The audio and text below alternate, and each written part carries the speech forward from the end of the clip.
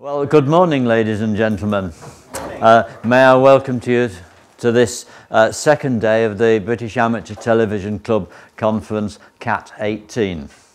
I'm going to give the first lecture, which is somewhat different from the usual ones.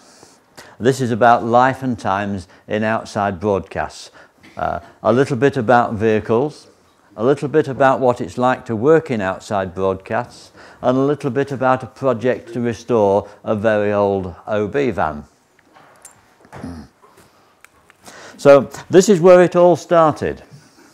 That's the bed television scanner at the Derby in whenever it was. Yes, technical detail. Now,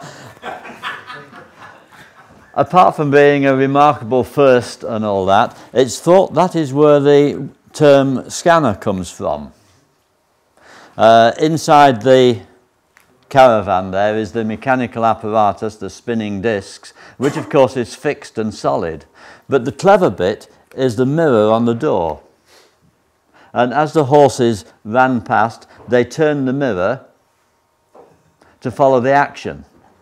Cunning, eh? Moving on a little bit, this is the first electronic scanner, built by the BBC in 1937 and called MCR1, Mobile Control Room 1. The equipment in it was basically the same as that which was installed in Alexandra Palace, and it took up most of the vehicle. This is the scanner van. Associated with it was a transmitter van and a generator van. If you look carefully, you can just see the 3 camera cables coming out of the junction box there. There were just 3 picture monitors installed at the front and no real production layout. The next generation, this is just post-war, was built by Pi, MCR3. And things had moved on quite a lot during the war. There was a lot of technological advances, and we now have a proper layout inside the vehicle where there are the 3 camera monitors and a transmission monitor.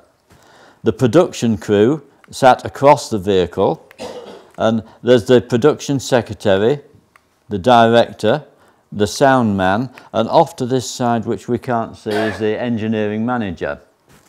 Sat in front are 4 vision control engineers, 1 for each camera, and a supervisor to ensure that the 3 cameras are more or less the same in appearance so that you can believe they're at the same place.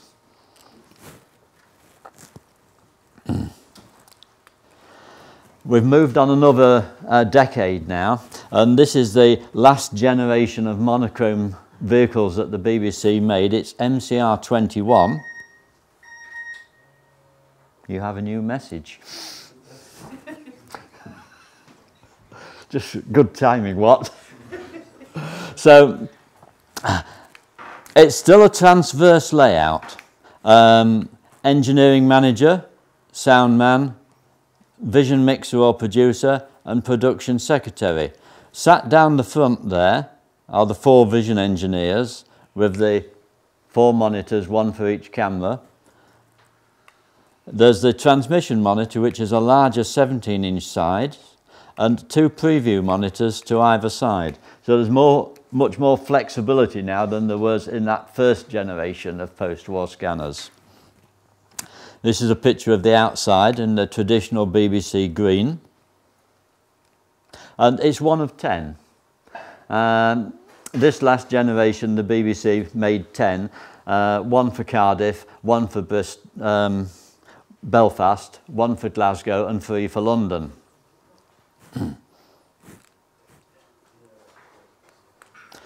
We've moved on a little bit further now, not quite another decade. This is the early 70s, and it's the 2nd generation of colour vehicles. A Type 2. It has got a number. They discontinued the MCR numbers and started with CMCRs, colour mobile control rooms. This is actually the vehicle owned and restored by Steve Harris. So it's actually on the road in restored condition and has cameras. But what I want to point out to you, while we've got the picture up, is the ventilation there. There are 5 great fans in the side to suck the heat out from the equipment. This was always a problem. And I want to return to the cooling aspect on later pictures. Around the skirt of the vehicle are various lockers that contain exciting things like batteries and air conditioning units and automatic voltage regulators and all the paraphernalia that's associated with it. Now, the principal difference between this and the previous generation is that they've turned the layout around so that people, instead of sitting across the vehicle, sit the length of the vehicle. It's a longitudinal format.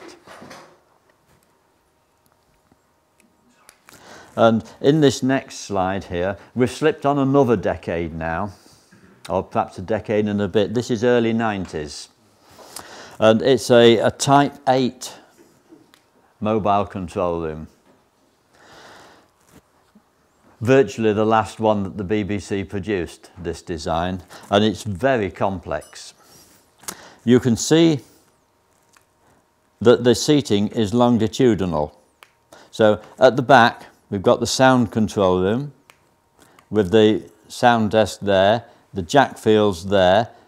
The back of this square panel is an interesting panel. It's one of the useful bits that the BBC introduced. It's a pin matrix, and it's used to distribute sound and talkback to various monitoring places. You can imagine the situation. There's a particular camera in the studio and he wants to hear a different program sound in his ear and perhaps different production talkback from somebody out on the pitch. So you put the pins in and you can route the sound, the talkbacks and program sound to the appropriate destinations. The production control room here with many more monitors.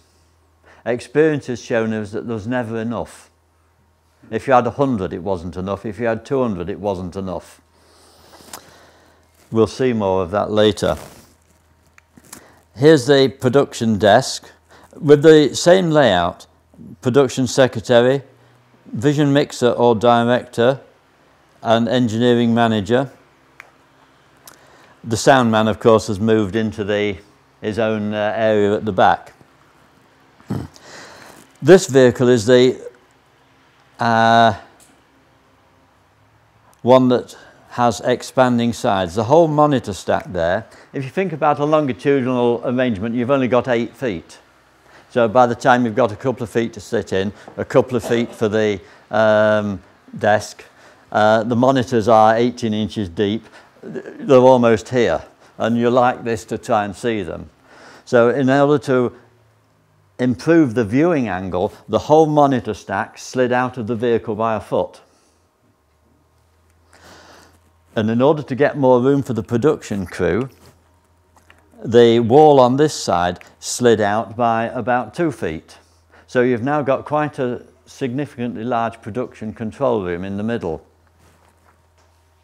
There was a later development of this in order to create even more room for the production people. That wall was modified to have doors which swung out like that, and new walls could be carried from the camera van and put on a new bit of roof, and it was all very heavy and awkward to put up. We called it the West Wing. And it did create more room inside, but you can imagine there's 2 of you struggling with this great roof panel to try and get it in the right piece, and it's dark and it's raining and you want to go home. Anyway, this is the vision control area. Greatly expanded as well. Engineering manager, positions for the vision engineers. The vision engineers in the first vehicle we saw did 1 camera each. The next one, that one, the vision engineers did 2 cameras. And in this one, the vision engineers did 4 cameras. And so you've got a operational control panel with the joystick on it. So that's iris, and that's lift, and that's pressing it down gives you a preview picture on your monitor. And 4 worked passably well because you could sort of do that. Later economies, some vehicles had 5, which was tricky because you couldn't do that, and it didn't work as well. So you could do 4 reasonably well or 5 badly. It was all right as long as the light was constant, but if you were out and the sun was going in and out, it was a real pain. Anyway, back to the Type 8. One of the design aspects of the Type 8 was to try and integrate things into the vehicles, so you needed less auxiliary vehicles. And it has at the front here this general purpose area, and you could put a couple of VT machines in there and record the program locally, or you could put the outgoing radio link in there with perhaps a dish on a roof or a nearby building, or you could put some more vision engineers in there with more operational control panels, and then you could do, instead of doing 12, you could do 20, which was about as far as you could go in that vehicle, but 20 cameras is quite a lot.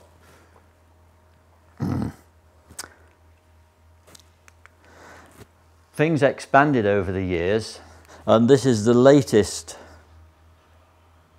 end-of-the-line vehicle for what was BBC Outside Broadcasts, and later when the BBC in their wisdom sold it off to SIS.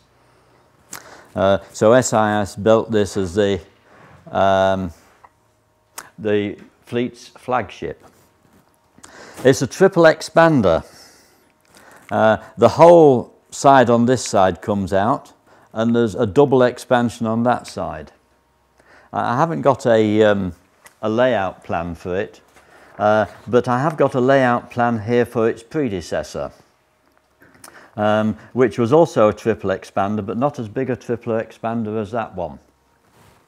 So it has almost everything built in to accommodate large and complex programs. So at the back, you've got the sound end, and instead of having just one sound mixer, you've got 2 sound mixers independently working from each other in independent cubicles.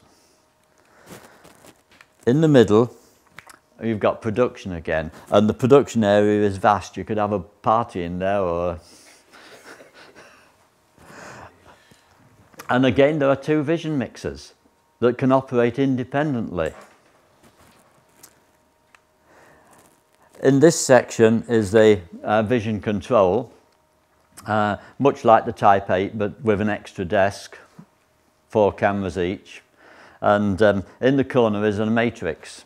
The matrix in this vehicle always worried me.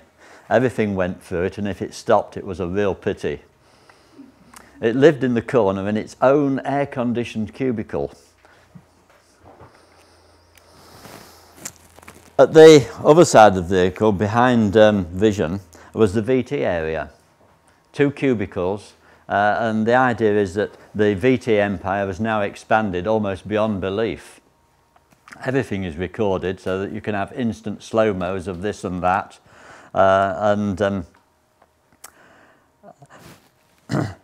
that VT area was a significant part of the vehicle. What else can I say about this? There's the tailboard with the connections in and out to the outside world. There's masts, there's a mast at the front. Its worst feature was the chairs. Now, you think chairs, so what? But imagine all those people in there, they all need to sit on a chair, and when the sides come in, there's no room for these chairs.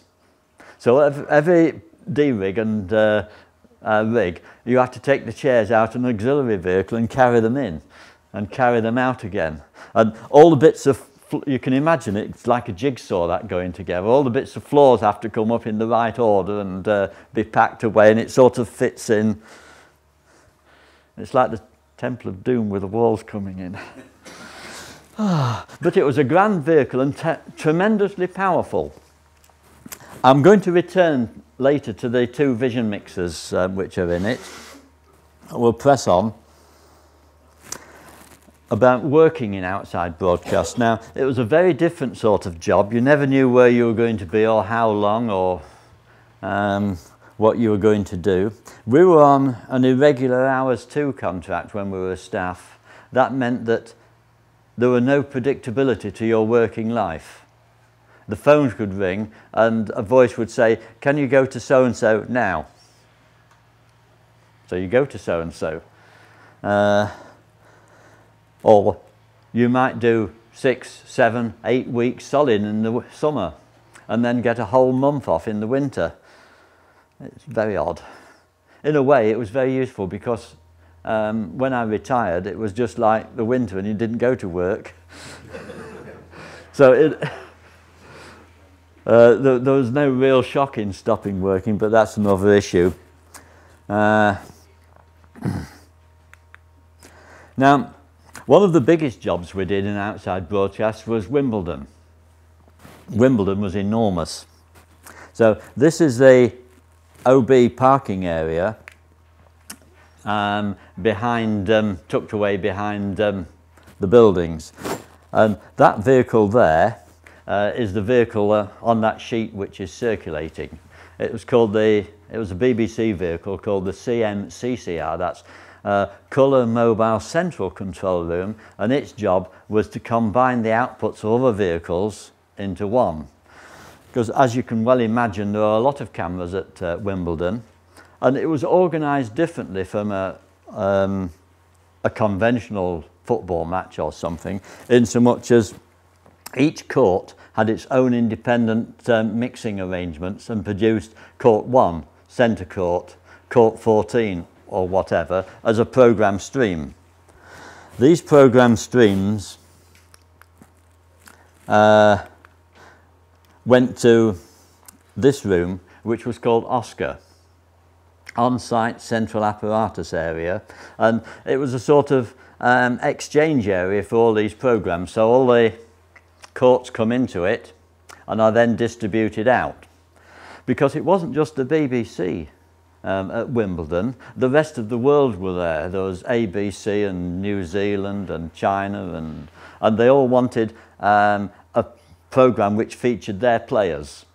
So whilst we might have been terribly interested in, say, court 14, the Chinese might have wanted some other outside court or centre court because their players were on it. And this central control area did all the distribution to the other broadcasters, as well as the BBC. Just returning back to this room and there. So that's the courtyard where the vans are, and that's only a part of it. There is below there 2 layers, 2 basement layers. So there are 2 sub layers with more control rooms, studios, and the apparatus area there is one of the basement rooms, as is this. This is the equipment for some of the outside courts which have their own mixers in different rooms in the basement area.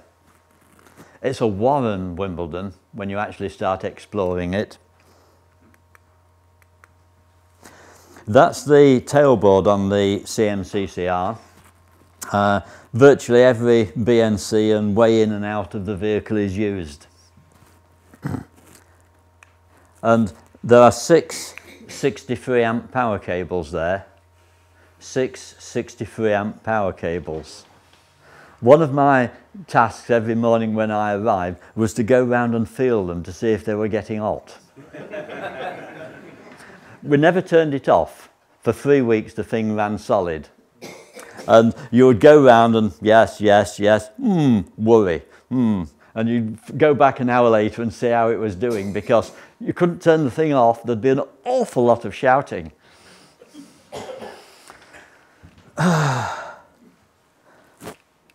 Right. That's the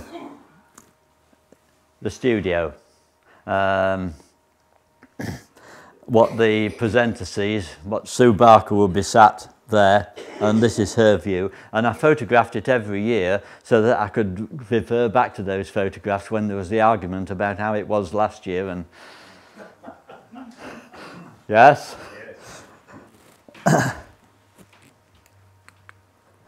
Now, moving on to another programme which we did every year, this is the marathon.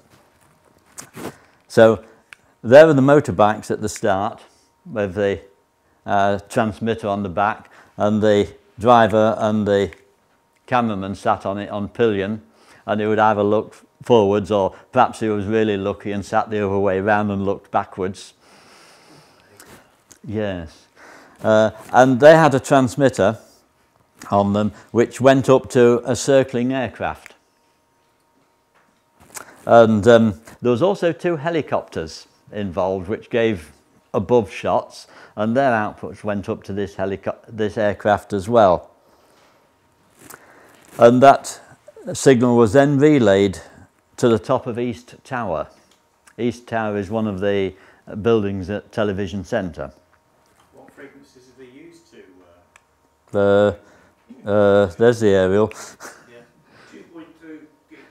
Yeah. Yeah. All right. I didn't worry about that over much. No, I was a bit concerned, Brian, there's a dish in your presentation. Oh, there's more dishes than you could shake a stick at up there. But it really is held together with string or sash cord. We used a lot of sash cord. I can imagine the sash cord manufacturers thought, who's this outfit in West Acton that keeps buying miles of sash cord? That's the view down from the East Tower onto the Donut Television Centre. I was in one of these spurs here, and this is me. My job on a regular basis was to synchronise and correct these incoming signals from the motorbikes. If you imagine the motorbike and the helicopters, there's no local control of the exposure or colour, it's all a bit potluck, and my job was to try and fix it. And then I passed the signals on to presentation, and then they would mix them into the programme as they wished.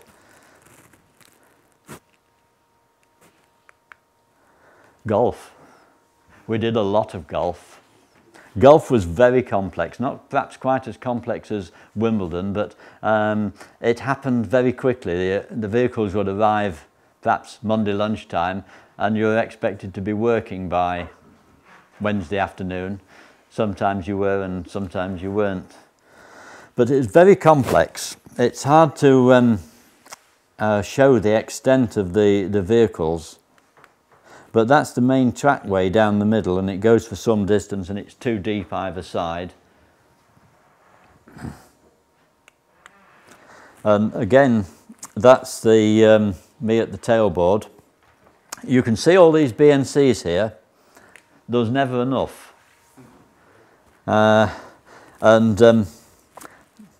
Behind me are the triax connections, and underneath this lot are multi-core cables which we called Mark 7s, and these were fairly chunky cables which had 7 individual vids in them and a number of audio circuits, and they were all used as well. And that's the monitor stack for the inside of the CMCCR. And so there's all the fixed tellies. Up the side there are 2 additional piles stacked up in the hope they don't fall over of additional monitors. There's another little batch of additional monitors there, and there's 1 or 2 sort of just on boxes in front of the vision mixer, and there was never enough. Production secretary, producer, professional vision mixer, because the producer would say, I want to do this, and the vision mixer would follow the instructions. Because there was a lot of buttons on that mixer. It had 48 inputs. And that wasn't enough. So on some of the buttons, you would have a pre-selector to give you another 10 or dozen. So you'd cut. The second vision mixer here, her job was to coordinate some of the graphics. So she would take a screen grab of a player in a particularly attractive pose and store it in a device called a slide file. And perhaps she would draw up 2 of these slide file pictures, stick them into the Charisma and make 2 little boxes and perhaps twirl them around as a program junction between different matches. There can be hazards on OBs. It's not all plain sailing. So here we are, the roof has flooded and the water is pouring in through the inside of the scanner. And here are the crew desperately trying to catch it. There's all sorts of panics like that. I remember one which turned out to be a conker stuck in the drain from the roof.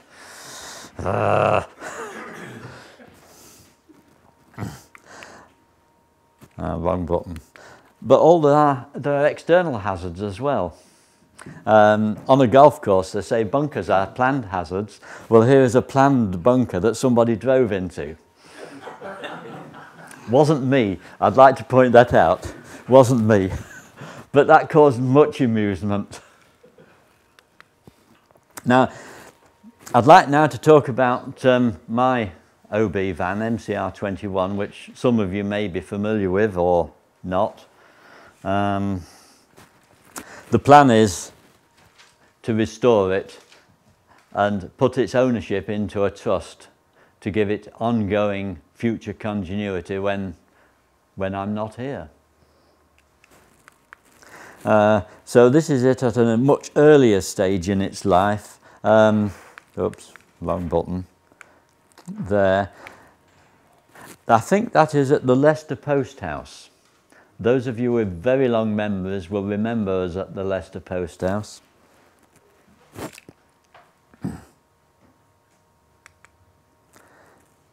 I think that's at Spalding. I painted it blue at the time because I fancied blue. I thought it was a nice colour.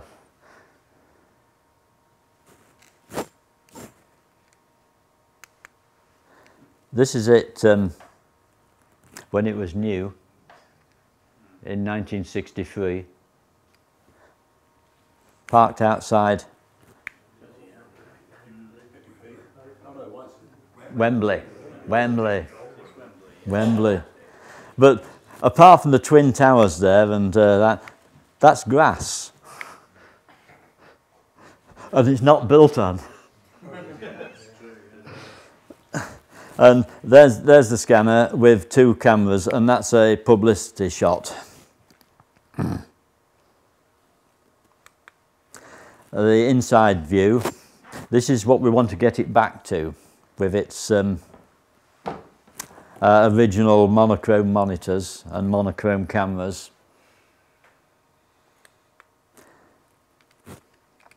The sound desk, quadrant faders, the engineering manager's position with the jacks and the manual telephone exchange.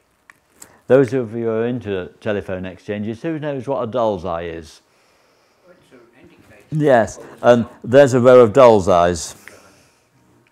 Little relay just shuts an iris over like that. Yes, to indicate which one's calling on the magneto. Yes. The 10-channel vision mixer with the faders, the cut buttons and a few wipes. And the production secretary's position. Worthy of note is that empty hole. Now these photographs were taken at Pies during construction. And again, those of you with long memories would remember the GPO regulations for the installation of their telephones. Only they could do it. And it was quite difficult to get them to install a telephone in a vehicle.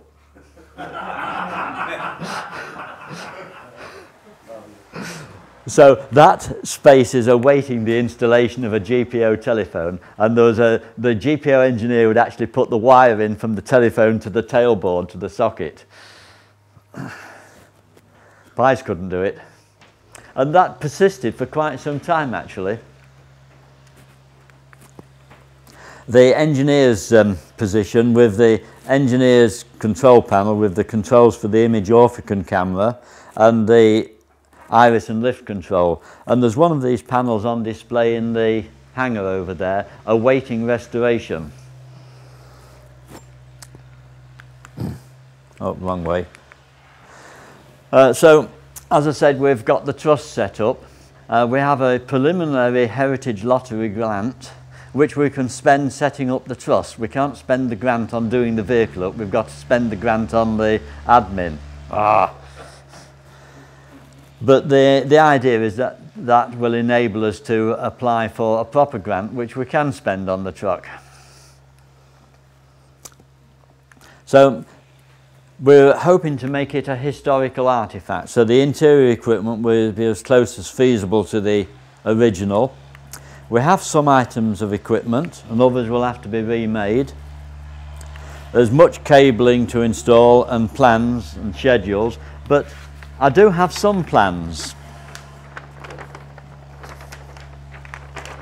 This is a block diagram of some of the installed equipment with the connecting cables and useful things like cable numbers. I'll not pass this round because it's inconvenient, but it's over here if you want to look at it later. How are we doing for time? We've got 5 minutes. Yes. Before Graham starts. Jolly good. So, as I said, we're now a registered charity with 4 trustees. Thank you to the first dollop of lottery money has enabled that. And we're looking round for help and support, both with the financially, making equipment, wiring, all sorts of things. Part of the object is to try and pass on our skills to the next generation. I know how to make OB vans, but I'd like to pass those skills on to the future. And although this is an old van, the principles involved are much the same as any other vehicle which is built today. I'm just going to slip back to Will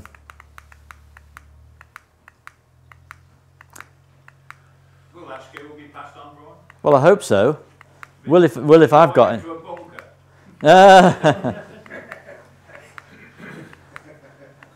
Come on, how far back is it? That's the one I want.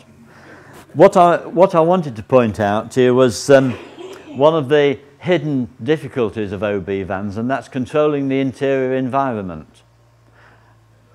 They can be very cold, they can be very hot, they can be very damp, none of which people or equipment like. So this Type 8 has got 1, 2, 3, 4, 5, 6 air conditioning units. And this one is arranged so that the air in the human occupied space is drawn in through the bottom of the equipment bays and sucked up into the fans, through the cooler and out back into the human area. And that's repeated for each area and enables you to get some semblance of control. But even then, the air conditioning units are very problematic. They break down, they require fiddling, and if you recall the vehicles parked at Wimbledon, how they were in that courtyard, enclosed, and the sun is beating down, and all these vehicles, do you remember the 663 amps? There's a lot of heat there, not much comes out the vehicle in terms of signals. You get 2 or 3 times 1 milliwatt, so the efficiency is appalling. All that heat is dissipated and sort of forms a cloud of hot air. And the air conditioning units struggle, and the air conditioning engineer comes and fiddles with the gas.